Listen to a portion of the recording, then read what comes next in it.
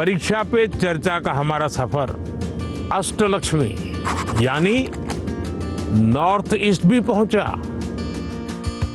और गुवाहाटी में परीक्षा पे चर्चा, और वो भी ब्रह्मपुत्रा के उस बहते हुए प्रवाह के बीच मजे से सैर करते करते चर्चा भी चलती रही।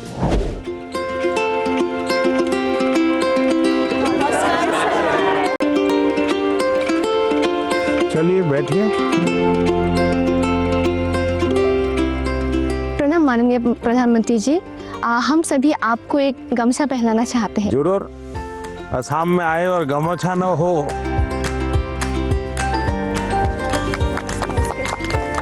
वाह। उनका जो प्रेजेंस है ना वो बहुत ही कामिंग है, लाइक रिलैक्स जैसा लग गया। बैठे रहने पर जो एंजाइटी होती है सब निकल गया। उनके साथ एक साथ बहुत बातें की है फिर हमने। अच्छा, आप लोगों ने परीक्षा पे चर्चा कार्यक्रम पहले कभी देखा है टीवी पर? अच्छा, कभी आप लोगों ने किताब देखी? Exam warrior. तो उसमें से फिर आपको पहले जो सोचते थे परीक्षा के पहले और अब सोचते हैं, उसमें क्या फर्क है? किताब पढ़ने के बाद या कार्यक्रम देख क्या फायदा हुआ आपको? परीक्षा से इतना डर नहीं लगता। आपके जो मंत्र दिए हैं ना, वैसे जैसे कि लाइक परीक्षा को एक सेलिब्रेशन उत्सव की तरह सेलिब्रेट करना चाहिए। तो अब थोड़ा थोड़ा परीक्षा की तरफ से मतलब डर कम रहा है पर। लेकिन डर तो घर के लोग डराते हैं ना। हाँ सर। हाँ? पूछते हैं कि लाइक वो एक नंबर कहा गया, क्यों काटा एक नंबर। जीवन में अगर संतोष हो जाता बस बहुत हो गया, अब क्या, तो फिर जीवन में प्रगति नहीं होती। ये जीत तो रहनी चाहिए मन में, लेकिन उसके लिए मैंने मंत्र में एक बात बताई है। सर, हमें किसी और से प्रतियोगिता नहीं करना या चाहिए। शाबाश। मैंने ये कहा है कि हमने लगातार खुद से कंपटीशन करते ही रहना चाहिए। कोई हमें कहता भी 99 आए, एक क्यों नहीं आया? ठीक है, उन्होंने कहा बात अलग है, लेकिन खुद को भी पूछना चाहिए कि मेरे जीवन में ये बदलाव क्यों आया, ये कमी क्यों रही, क्या कारण था? अच्छा, आपके मन में कुछ सवाल होंगे तो जरूर पूछिए। मेरा आपसे यह प्रश्न है कि मैंने सुना है कि आप अपने रोजमर्रा की जिंदगी में एक पर्टिकुलर डाइट हेल्दी रहने के लिए फॉलो करके चलते हैं। तो हम छात्र ऐसा कौन सा मैजिकल डाइट फॉलो करके चले जिससे कि हम एनर्जाइज्ड और फोकस रह पाए और हमारा सबसे बेहतर प्रदर्शन आ पाए परीक्षाओं में? हकीकत ये है कि मेरा कोई डाइट का सिस्टम ही नहीं है, क्योंकि मैं पहले अलग अलग परिवारों में भोजन करता था, तो इतना ही रहता था कि वेजिटेरियन हूं तो वेजिटेरियन खाऊंगा, फिर उस घर में जो होता था वो मैं खाता था। दूसरा, मुझे खुद को कभी पकाना पड़ता था, कभी खिचड़ी पका देता था। खिचड़ी खाते हैं नहीं हम? डाइट आपकी पसंद का होना चाहिए, यानी ऐसा नहीं दवाई की तरह डाइट नहीं खाए। तय करो कि पेट भर के खाना है कि मन भर के खाना है। आप ज्यादातर लोगों के क्या होता है, मना न करे तब तक खाते रहे। अनाज जो है पेट भर के खाते हैं, लेकिन सांस सीना भर के नहीं लेते हैं। यहां उल्टा करना चाहिए। दिन में जब भी मौका मिले एकदम शरीर भर जाए इतना सांस लेना चाहिए। हो सके तो कुछ पल उसको रोकना चाहिए और फिर धीरे से निकालना चाहिए। हम लोग क्या करते हैं, खाना यानी बाकी 50 कामों में शरीर को सबसे आखिरी प्रायोरिटी देते हैं, लास्ट प्रायोरिटी। अच्छा, आप में से कितने लोग हैं जिन्होंने नियम बनाया कि हम सूर्योदय देखेंगे या नहीं देखेंगे? ऐसे कितने हैं? सनराइज। ये शरीर को ये चीजें एक ताजगी देती हैं, एक एनर्जी देती हैं। इनको हमने आदत बनाई है, शरीर को सबसे पहले प्रायोरिटी दिलाती। सर, अक्सर हमारे माता पिता हमारे दोस्तों के साथ हमारी तुलना करते हैं, परंतु उससे ज़्यादा दबाव हम पर तब पड़ता है जब हमारे अपने घर वालों या भाई बहनों से तुलना की जाती है। तो ऐसी परिस्थिति में हमें क्या करना चाहिए? मान लीजिए कह दिया पिताजी ने कि देख तेरी बहन के अक्षर कितने बढ़िया है, उसके हैंडराइटिंग कितने अक्षर है, तो अच्छा व्यक्ति क्या करेगा?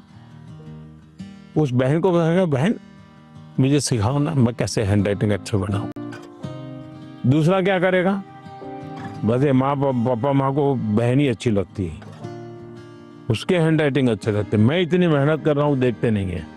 अगर परिवार में भी किसी एक की अच्छाई की बात होती है तो हमने उस भाई या उस बहन से उसकी अच्छाइयों को सीखने का प्रयास करना चाहिए और पिता माता को कहना चाहिए कि आपने अच्छी बात बताई, ये चीज मेरे में नहीं है, अब मुझे बताइए मैं कैसे इसको तैयार करूं। तो पिता माता का आपकी तरफ देखने का, देखिए ये बुरा नहीं मानता है, ये इसमें से सीखने का प्रयास करता है। कंपैरिजन से माँ बाप ने बचना चाहिए और मैं हर माँ बाप से कहता हूँ कि कृपा करके आप परिवार में किसी के सामने उतनी तारीफ न करें ताकि बच्चे की आदत खराब हो जाए।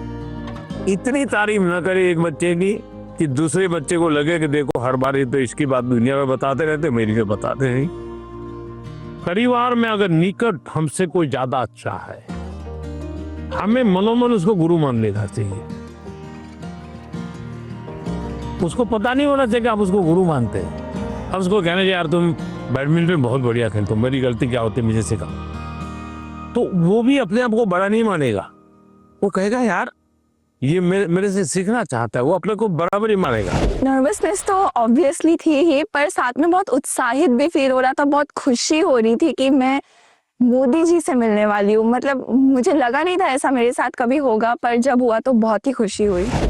अक्सर छात्रों को स्टेज में या फिर लोगों के सामने बात करने में तकलीफ होती है। इसमें आत्मविश्वास बढ़ाने के लिए आप हमें क्या सलाह देना चाहेंगे? तो आप अगर उनको सलाह देनी है तो क्या दोगे? हाँ, आइए मेरे पास, आगे आगे सब लोग आइए। अगर किसी को 1 2 3 में कहना है तो कैसा? सर, आत्मविश्वास रखना चाहिए। हाँ, ये आत्मविश्वास जो है ना, उसमें 2 शब्द है। 2 शब्द कौन कौन से?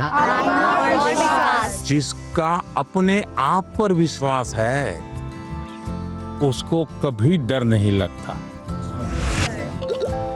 आपको अपने पर विश्वास है क्या? अगर खुद पर विश्वास है तो आप हर चीज को पार कर सकते हैं। जिसको खुद पर विश्वास होता है करता क्या है? पूरी परिस्थिति का मनोमन अध्ययन करता है।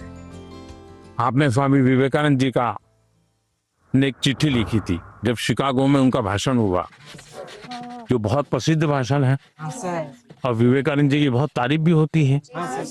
लेकिन उन्होंने अपने एक शिष्य को चिट्ठी लिखी, जब मुझे शिकागो में बोलना था मैं बहुत नर्वस हो गया कि दुनिया के इतने बड़े बड़े विद्वान, आयु में इतने बड़े बड़े लोग, इतने तपस्वी लोग, मैं क्या बोलूंगा।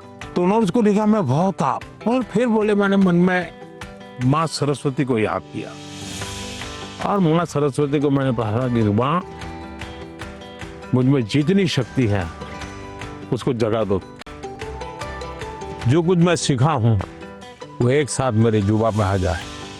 बोले मैंने ऐसी प्रार्थना की और मैं गया मंच पे, और जब मैंने sisters and brothers of America ऐसा कहता ही 2 मिनट तक तालियां बजती रही।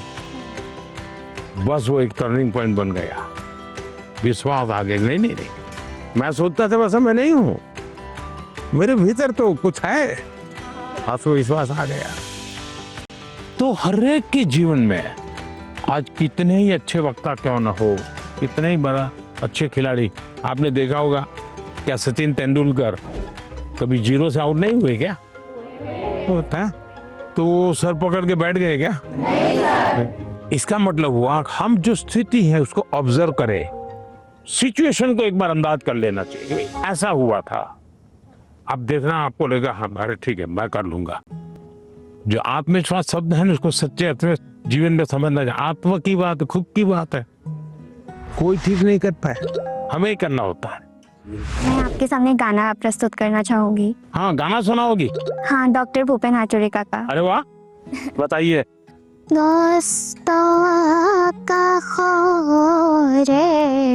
সপোন ৰহত ভাঙি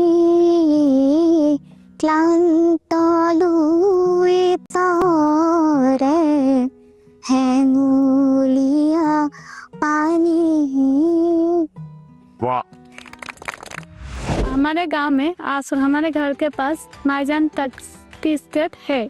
वहाँ पर मेरी मामी 8 सालों से चाय पत्ती तोड़ने की काम करती है। ओ, तो आप चाय बागान से है? यस। आप पढ़ती हैं अच्छी तरह, माँ पढ़ाती है और चाय का भी काम करती है, तो क्या लाई हो? आपके लिए चाय पत्ती लाई। तो मुझे चाय बनानी होगी, हैं? चलिए, बहुत बहुत धन्यवाद। आपकी माँ को हमारा प्रणाम कह देना। मैंने कभी सोचा ही नहीं था कि टी गार्डन का लड़का होकर मैं प्रधानमंत्री जी से मिल पाऊंगा। मुझे विश्वास ही नहीं हो रहा है कि मैं प्रधानमंत्री जी से मिल पाया। इतना जनरेशन गैप होने के बाद भी जब वो हमारे बातों को समझते हैं, मतलब बहुत अच्छा लगा।